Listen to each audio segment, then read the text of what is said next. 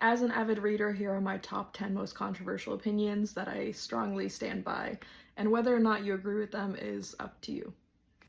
I will always stand by a book with yearning over a book with spice. Hardcovers really aren't all that much worse than paperbacks. I don't necessarily prefer one over the other. Audiobooks do count as reading, and they should count towards your reading goal. Reading is not something that should be just another thing to tick off your to-do list. You should set up your TBR, if you do set one up, off your mood and what you want to read, and there's nothing wrong with going off your TBR. It is not something that is a to-do list or that something that needs to be accomplished. It's something that you should want to do.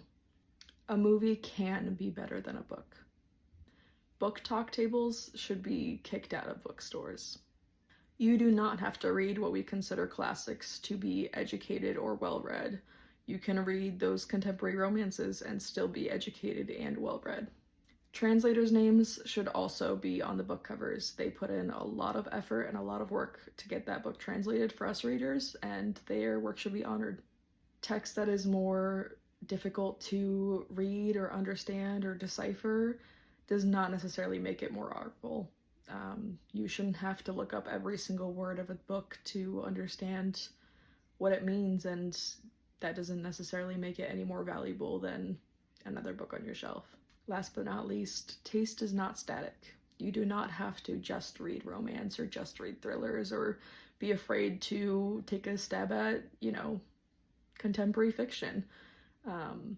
You can explore any genre. You can love any type of book. You can go through phases of one and the other. There's nothing wrong with dabbling in different types of genres.